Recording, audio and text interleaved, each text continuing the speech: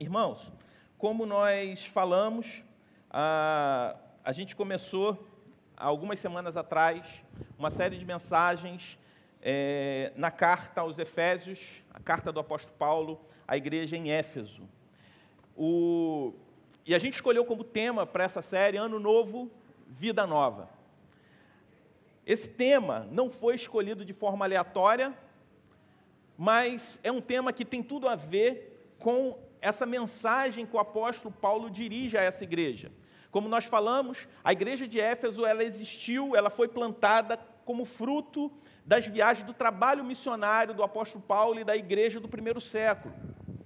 Quando a gente olha para essa carta do apóstolo Paulo à igreja em Éfeso, e quando a gente estuda lá no livro de Atos, no capítulo 19, se eu não me engano, quem aquele povo era antes de conhecer o Evangelho, é motivo de glorificarmos a Deus e de nos maravilharmos e entendermos o seguinte, que apesar de nós depositarmos uma expectativa muito grande numa virada de calendário, de um ano novo, na virada de um calendário, quando a gente olha para a palavra de Deus, a gente chega à conclusão que o Senhor tem para oferecer para nós muito mais do que um ano novo, mas uma nova vida em Cristo Jesus, e foi isso que a sociedade de Éfeso experimentou a partir do momento que eles conheceram o Evangelho.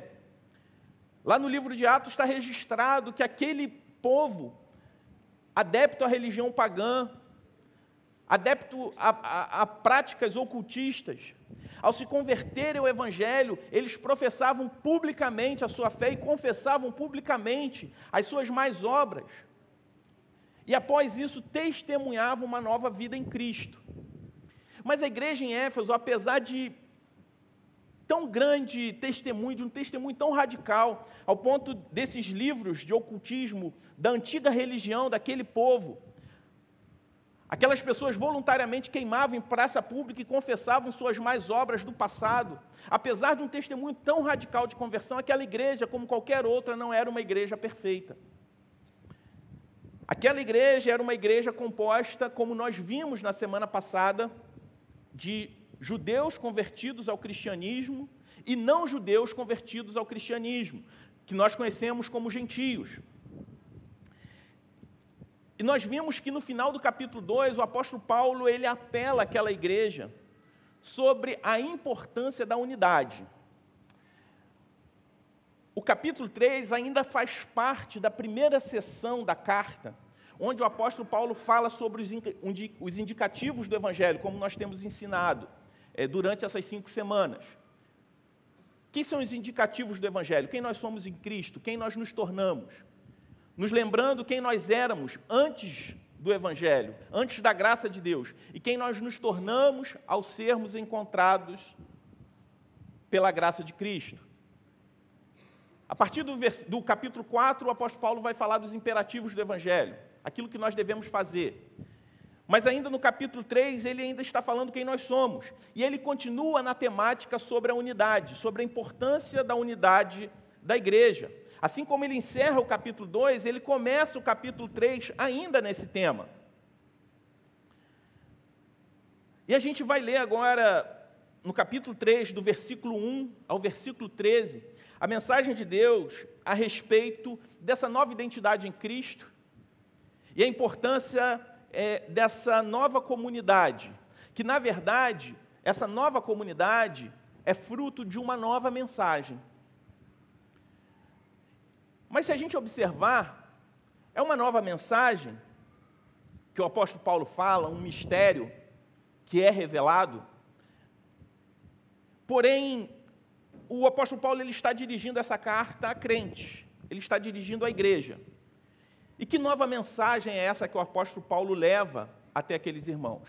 Então, convido você a abrir a sua Bíblia em Efésios 3, a partir do versículo 1.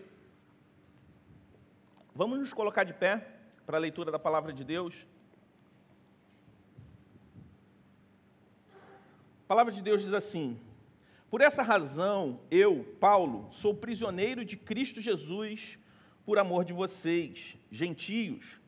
Certamente vocês ouviram falar da responsabilidade imposta a mim em favor de vocês pela graça de Deus, isto é, o mistério que me foi dado a conhecer por revelação, como já lhes escrevi em poucas palavras. Ao lerem isso, vocês poderão entender a minha compreensão do mistério de Cristo. Esse mistério não foi dado a conhecer aos homens de outras gerações, mas agora foi revelado pelo Espírito aos santos, apóstolos e profetas de Deus, significando que, mediante o Evangelho, os gentios são co-herdeiros com Israel, membros do mesmo corpo e co-participantes da promessa em Cristo Jesus. Deste Evangelho me tornei ministro pelo dom da graça de Deus, a mim concedida pela operação do seu poder. Embora eu seja o menor dos menores de todos os santos, foi-me concedida essa graça de anunciar aos gentios as insondáveis riquezas de Cristo, esclarecer a todos a administração deste mistério que durante as épocas passadas foi mantido oculto em Deus, que criou todas as coisas. A intenção dessa graça era que agora, mediante a igreja, a multiforme sabedoria de Deus se tornasse conhecida dos poderes e autoridades nas regiões celestiais, de acordo com o seu eterno plano, que Ele realizou em Cristo Jesus, nosso Senhor, por intermédio de quem temos livre acesso a Deus em confiança pela fé nele. Portanto, peço-lhes que não desanimem por causa das minhas tribulações em seu favor, pois elas são uma glória para vocês. Essa é a palavra de Deus para nós nessa noite. Você pode se assentar. Irmãos, o apóstolo Paulo, ele começa esse terceiro capítulo dando continuidade àquilo que foi dito na segunda metade do segundo capítulo. A carta aos Efésios, até aqui, nós vemos que no capítulo 1, Paulo ele apresenta o projeto, o plano de Deus, o projeto de redenção para a humanidade. É uma apresentação desse plano, desse projeto, daquilo que Deus iria fazer. Ele não somente apresenta o plano, como ele apresenta a grandeza desse plano no capítulo 1. No capítulo 2, ele fala sobre a concretização desse plano. Como tudo acontece. Quando ele diz, vocês estavam mortos em pecados e transgressões, mas Deus deu vida em Cristo Jesus. Ele aproximou dois povos, judeus e não judeus, através do sangue de Jesus. Ele fala sobre a unidade dessa igreja, que não é composta simplesmente por um povo, de uma nacionalidade, de uma cultura, mas um povo que é unido através do Evangelho, da mensagem do Evangelho, através da obra redentora de Cristo. E agora, no terceiro capítulo, Paulo menciona um mistério. Ele fala sobre um mistério, uma nova notícia. Porque aquilo que ainda não havia sido revelado no passado, se torna de conhecimento daquele povo nesse momento.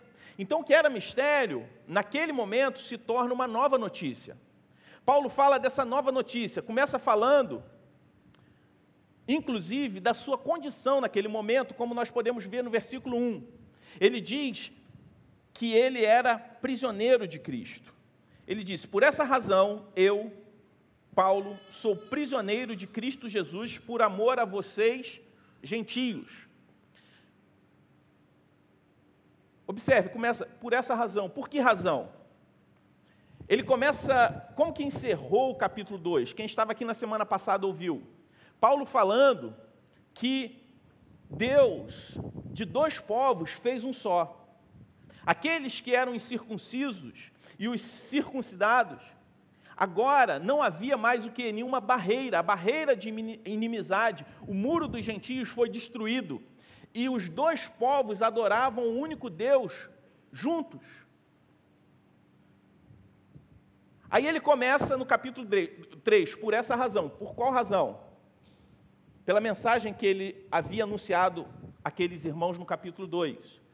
Por causa desta razão, Paulo ele havia se tornado o quê? Um prisioneiro. Então essas palavras que nós estamos lendo, essa carta, ela foi escrita na prisão. Paulo era um detento naquele momento, e ele escreve cartas à igreja de Cristo. E uma dessas cartas é a carta à igreja em Éfeso. E é interessante, como nós falamos, essa carta ela não foi direcionada a não crentes, mas foi direcionada à igreja. O mistério, ou a nova notícia que Paulo se refere, não era a notícia que Jesus era o Filho de Deus, não era a notícia de que Jesus tinha morrido e ressuscitado, porque aquelas pessoas que receberam, os destinatários dessa carta, sabiam dessa notícia. Afinal de contas, haviam se convertido a essa mensagem, através dessa mensagem. Que Jesus tinha nascido de forma milagrosa, que Ele tinha morrido para perdoar os nossos pecados e tinha ressuscitado, isso já era de conhecimento daquele povo. Que Jesus era o Messias prometido, isso já era de conhecimento daquelas pessoas que estavam lendo aquela carta. Aquelas pessoas, além de conhecerem essa mensagem, eles já tinham sido lembrados dessa notícia desde o capítulo 1 da carta aos Efésios. A nova notícia, o novo mistério que Paulo está falando, o mistério revelado, é, na verdade, a universalidade no que diz respeito aos povos da mensagem do Evangelho. Que a promessa de Deus não estava prometida simplesmente a um povo, que a promessa que Deus fez a Abraão, o pai da fé, que a partir dele nasce essa grande nação, a nação de Israel, o meio pelo qual Deus escolheu para que viesse o filho dele ao mundo. Quando Deus fala para Abraão, em ti serão benditas todas as famílias da terra. Naquele momento, aqueles crentes oriundos do judaísmo, eles estavam entendendo que a mensagem, a promessa de Deus, não era simplesmente para eles, que se julgavam um povo escolhido de Deus, mas que a obra redentora era para todo aquele que cresce nessa mensagem. Quando começa a carta aos Efésios, não sei quantos estavam aqui, no primeiro domingo de janeiro, lá no capítulo 1, Paulo fala o seguinte: porque Deus os escolheu antes da fundação do mundo.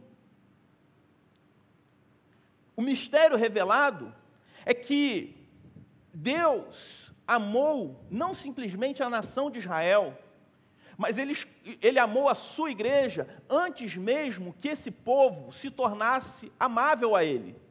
Antes mesmo que esse povo pudesse fazer qualquer coisa para agradar a Deus, Deus já havia determinado, já tinha escolhido amar esse povo. E o mesmo amor que Deus dedicou à nação de Israel, apesar daquela nação ter experimentado a providência divina e ter participado ativamente da obra redentora de Deus na história até aquele momento, o mesmo amor, a mesma graça que alcançou os judeus, alcançou os gentios.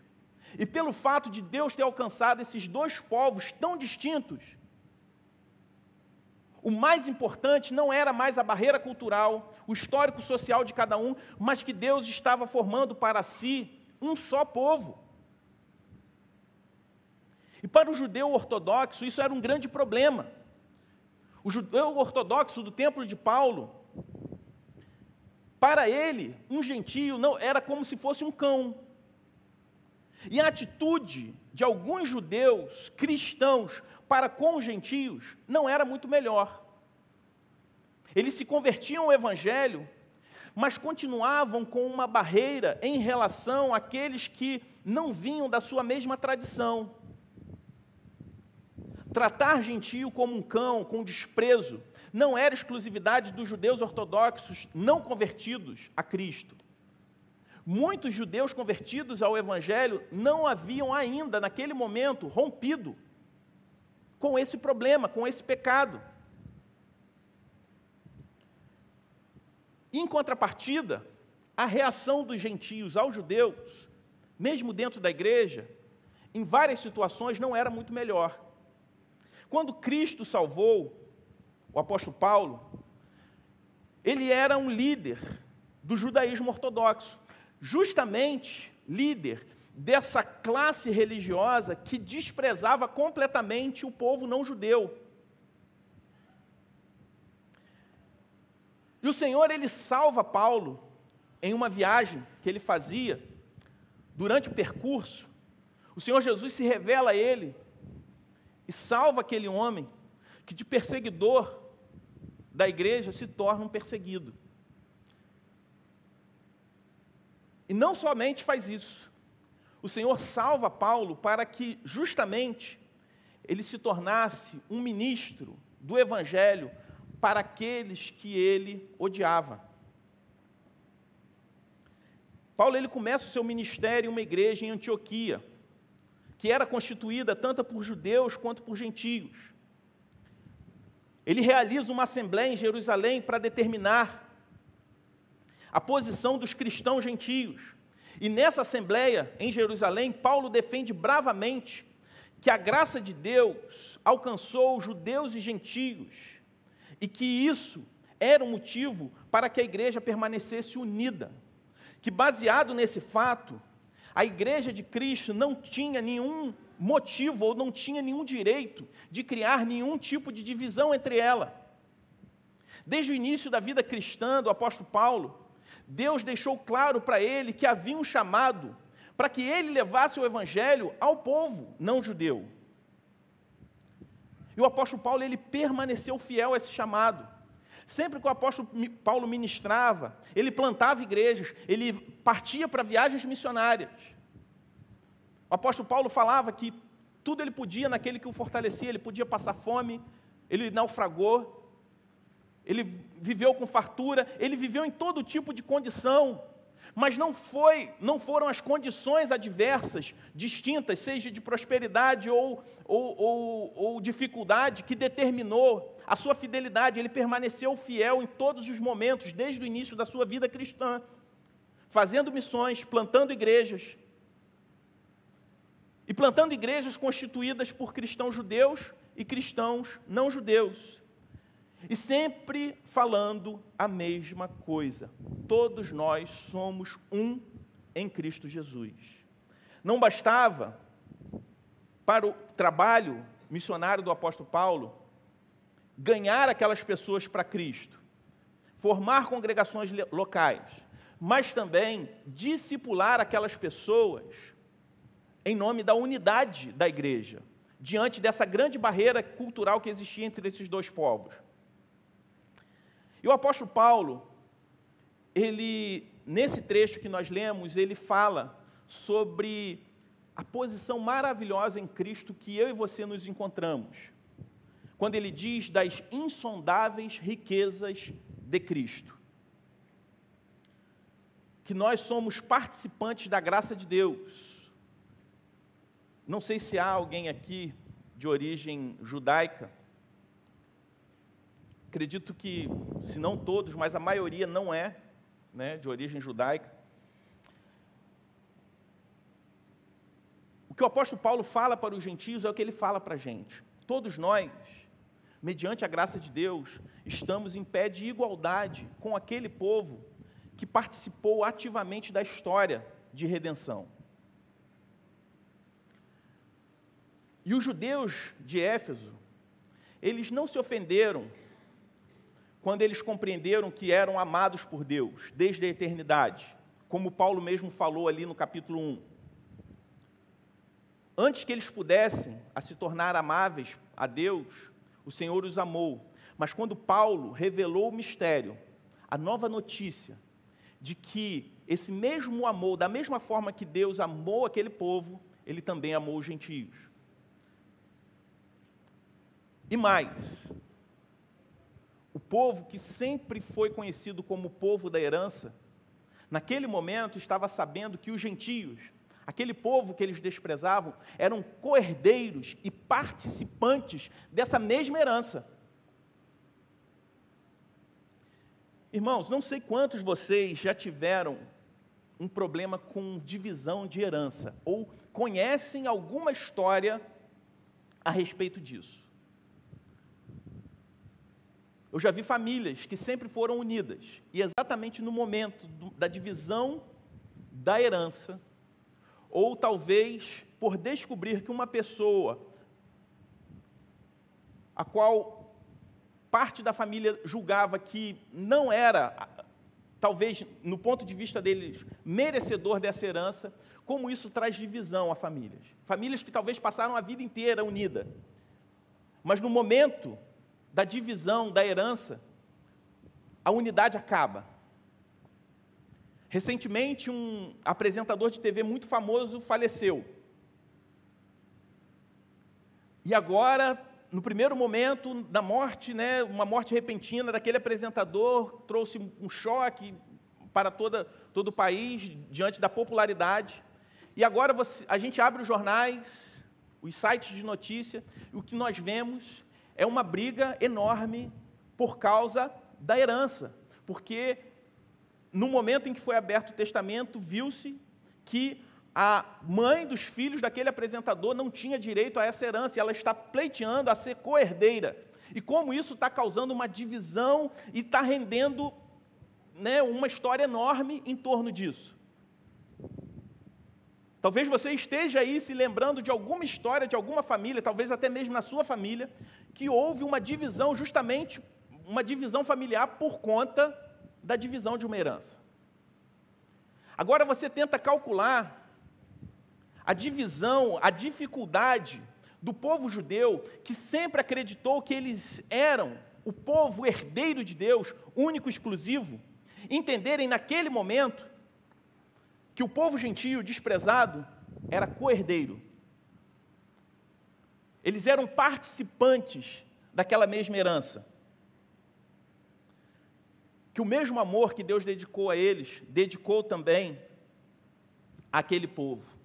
Que toda a história daquele povo, por exemplo, a história fantástica do povo de Israel, quando a gente olha para o livro de Êxodo, eles peregrinando no deserto, e Deus agindo de providência com alimento, com a coluna de fogo, com a nuvem, protegendo do calor, do frio, direcionando o povo, livrando, abrindo o mar para que aquele povo não fosse alcançado, que tudo aquilo era apenas sombra, tudo aquilo apenas apontava para o que Cristo iria fazer, não somente por eles, mas também pelo povo que eles desprezavam.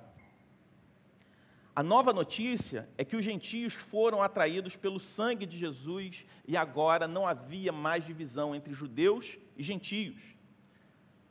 Outra coisa que me chama a atenção, antes da gente partir para uma aplicação prática desse texto, é a demonstração de humildade do apóstolo Paulo. Ele se coloca como o menor dos menores. O apóstolo Paulo, inspirado pelo Espírito Santo de Deus, é autor de boa parte do Novo Testamento. Considerado por muitos, nos dias atuais, como uma das pessoas mais influentes que já existiu. Mesmo aqueles que não são cristãos. Eles consideram o apóstolo Paulo porque, de alguma forma, ele foi alguém que cooperou de forma muito significativa para quê? Para a expansão da mensagem do Evangelho, para a perpetuação do cristianismo, que a despeito de todas as perseguições que o povo cristão já sofreu na história, há 2000 anos, esse povo não para de crescer. E Paulo não falava, não se considerava o menor dos menores por uma falsa humildade, mas por saber que, apesar de judeu que ele era, apesar do judeu que ele era antes de se converter, aquele que perseguiu, que estava lá sendo conivente com a morte de Estevão,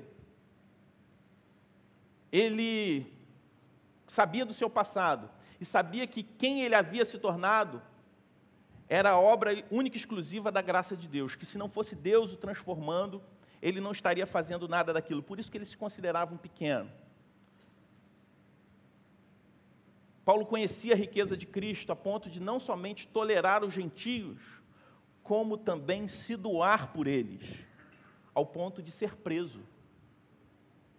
Talvez você pense, você iria preso no lugar de alguém? talvez alguns de nós teria coragem de fazer isso por um pai, por um filho, por um irmão, talvez por um melhor amigo. Mas Paulo foi transformado por Deus a ponto de não somente tolerar aqueles irmãos, como se doar de uma forma tão grande que o levou para a prisão, que é o que ele diz no versículo 1. Ele era prisioneiro de Cristo Jesus por amor de vocês, gentios.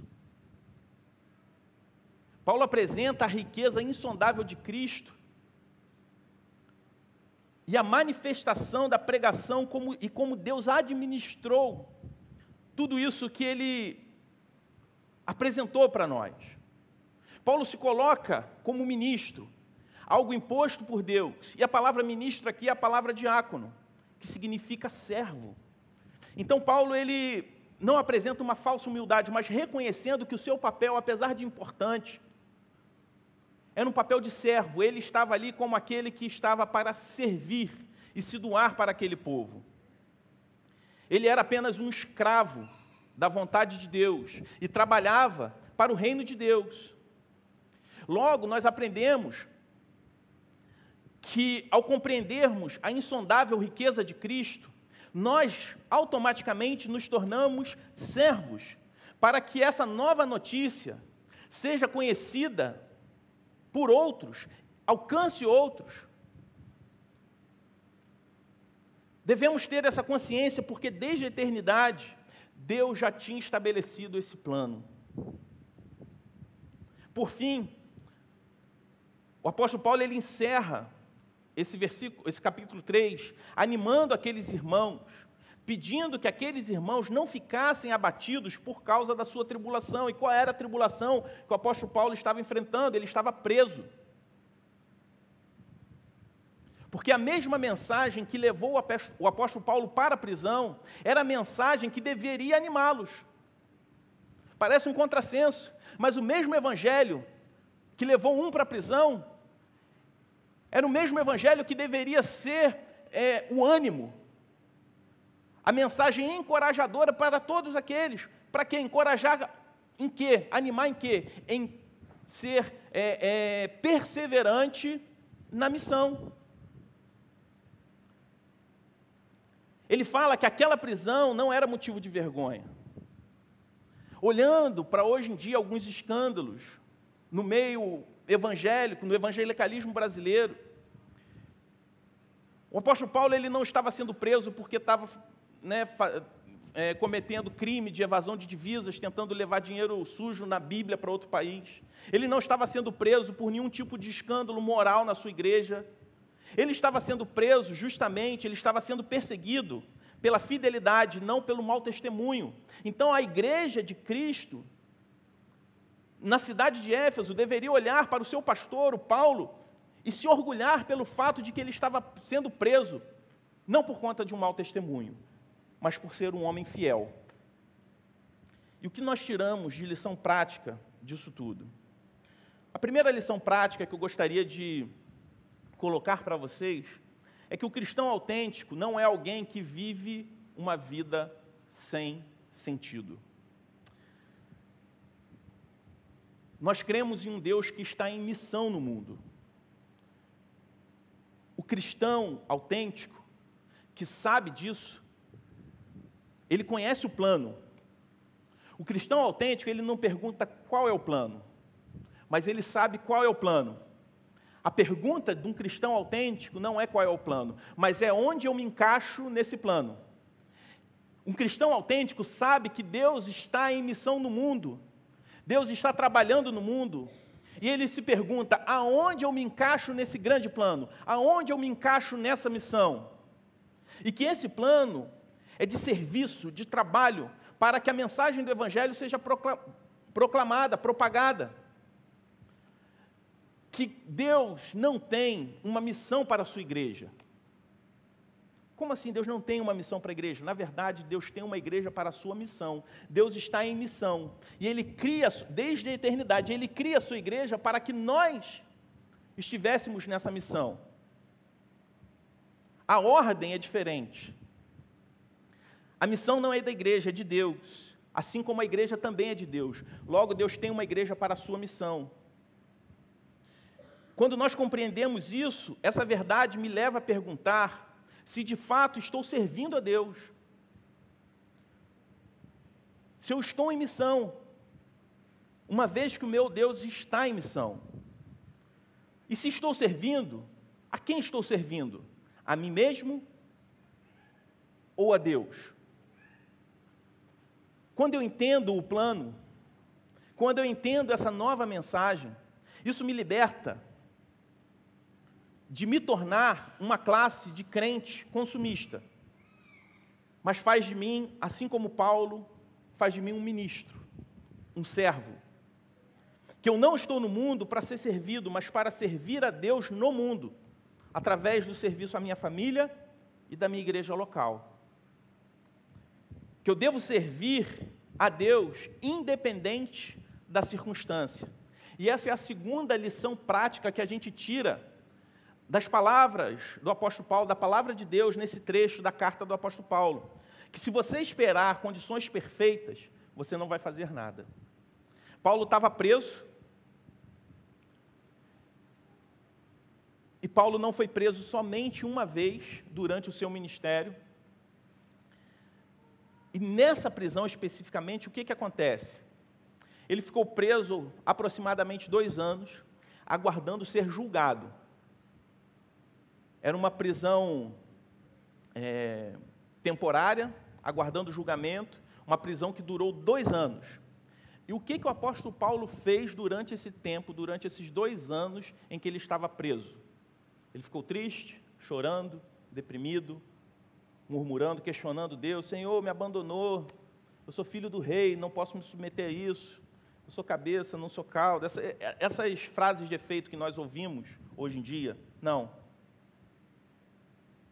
Ele não ficou esperando o momento favorável para servir ao Senhor. Paulo não considerou a sua condição de presidiário como prioridade, como uma barreira para fazer aquilo que ele deveria fazer. Paulo não foi limitado pela circunstância. Por isso eu te pergunto, a sua circunstância de vida tem limitado o seu serviço a Deus? Durante o período que Paulo foi preso, sabe o que ele fez? Ele não somente escreve a carta aos Efésios, como ele escreve a carta aos Colossenses, Filipenses e Filemão. São as cartas que nós conhecemos hoje como as cartas da prisão. Quem conhece a riqueza insondável de Cristo, não fica guardando condições perfeitas para realizar, para servir, porque sabe que é apenas um servo, que sabe que o dom que Deus te deu para ser um ministro não é algo que você possui. A missão que Deus tem não foi algo que Ele te deu, mas Ele deu você para a sua missão. Que servir a Deus, que participar dessa missão não é um peso, não é para nós algo penoso, mas é para nós um privilégio, ser coparticipante daquilo que Deus está fazendo no mundo, crer que nós servimos um Deus em movimento, que está servindo, que está em missão, e nós somos parte dessa missão. Quem compreende isso não tem tempo para murmuração, maledicências, divisões. Se Paulo vivesse nos dias de hoje e seguisse o que muito é pregado por aí, ele questionaria Deus, se revoltaria com Deus, achando que Deus o abandonou. Paulo não esperou ele se sentir bem para trabalhar para Deus. Ele fez independente do que ele estava sentindo. Porque ele trabalhou baseado naquilo que ele cria. Baseado no conhecimento do Deus que ele servia. Depois de 2 anos preso, nesse caso, o apóstolo Paulo é inocentado e solto. Só que após ser solto, ele sabia que o mesmo evangelho que o levou para a prisão poderia levá-lo novamente. E o que o apóstolo Paulo faz diante disso? Qual seria a reação natural de um ser humano? Eu vou parar de fazer esse negócio que já não deu certo. 2 anos na prisão não é fácil. Quem já foi? Não vou perguntar quem já foi preso, não precisa responder. mas imagino que é um local hostil, ou talvez se você já tenha visitado alguém na prisão, já tenha feito um trabalho missionário dentro de uma prisão. Um local hostil, ele passou 2 anos lá. Você ir para a prisão sabendo que você cometeu um crime, um delito, ir para a prisão não deve ser ruim em nenhuma circunstância, mas você sabe que você está lá porque você fez algo que levou você para lá. Mas imagina, você passar 2 anos preso e depois ser inocentado. Você ser preso como fruto de uma injustiça. Ser preso injustamente. E ele ficou lá 2 anos. E ele falou o seguinte, esse mesmo evangelho, ele poderia ter pensado, esse mesmo evangelho que me levou para a prisão uma vez, pode me levar novamente. Apesar de saber disso, o apóstolo Paulo ele não para de pregar. Ele continuou pregando. E o que aconteceu? O apóstolo Paulo foi preso novamente. Até que, na sua última prisão, ele é morto, executado. A nova notícia custou a sua própria vida. E o que a boa notícia tem nos custado? Graças a Deus nós viemos em um ambiente, em um país, em um tempo, pelo menos no nosso contexto, que nós não sofremos oposição violenta. Podemos sofrer, talvez, algum tipo de oposição ideológica à nossa fé, mas nenhum de nós sofre, pelo menos não da forma como o apóstolo Paulo e os cristãos do primeiro século sofriam, e como muitos cristãos, nos dias de hoje, em outras nações sofrem, uma perseguição violenta contra a nossa fé.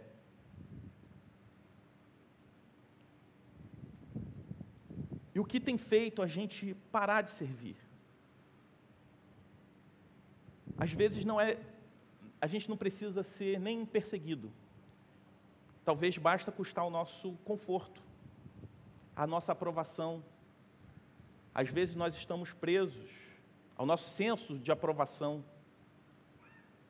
Quando o serviço a Deus vai me custar a aprovação de quem não interessa, a aprovação do mundo, a aprovação daqueles que são carentes dessa mensagem que me salvou.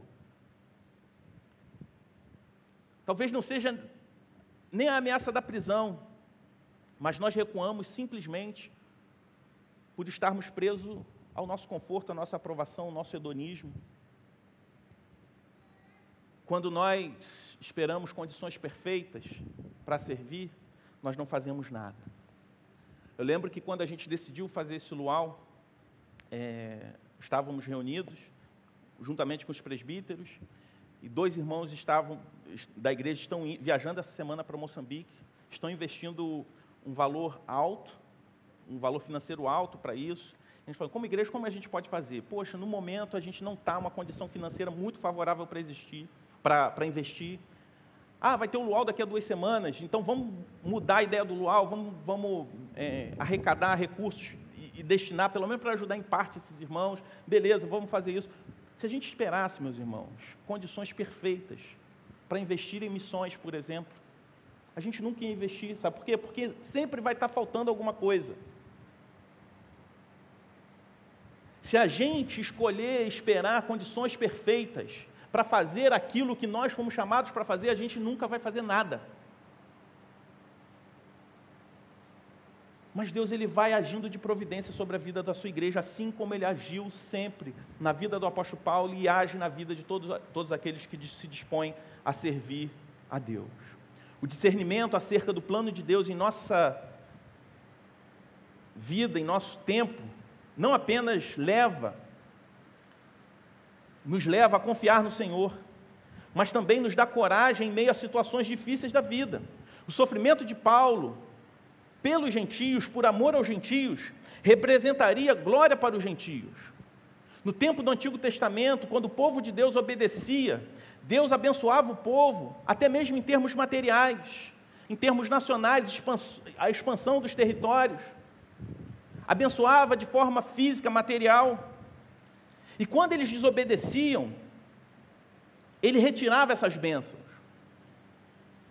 E o que nós vemos hoje em dia, quando nós olhamos desde o início da carta aos Efésios? Deus ele nos abençoa com todas as bênçãos espirituais. Não simplesmente bênçãos materiais, mas as bênçãos espirituais. Todas elas nos foram dadas inteiramente em Cristo. Por isso que o apóstolo Paulo fala que as riquezas de Cristo para nós são insondáveis. Nós nos apropriamos dessas bênçãos pela fé. Não por conta da nossa fidelidade a Deus, mas porque nós cremos em um Deus que é fiel a nós. Deus não vai revogar essas bênçãos. Mas quando nós não somos fiéis, nós simplesmente deixamos de desfrutar e de sermos enriquecidos por essas bênçãos. Sem dúvida, o apóstolo Paulo era um homem consagrado, cheio do Espírito Santo de Deus, e ainda assim sofria na prisão. O apóstolo Paulo deixa claro que nem sempre um cristão consagrado vai experimentar bênçãos físicas e materiais. Mas o ministério, o serviço, não é só sofrimento. Talvez você pense, caramba, ouvindo isso tudo, servir a Deus deve ser só sofrimento. Mas servir a Deus não é só martírio. Mas é verdade que não existe serviço sem nenhum tipo de martírio, em algum grau. Mas a alegria do serviço é muito maior do que o sofrimento. Uma das cartas que o apóstolo Paulo escreve da prisão, como eu disse, é a carta aos Filipenses, que é conhecida por nós como a carta da alegria.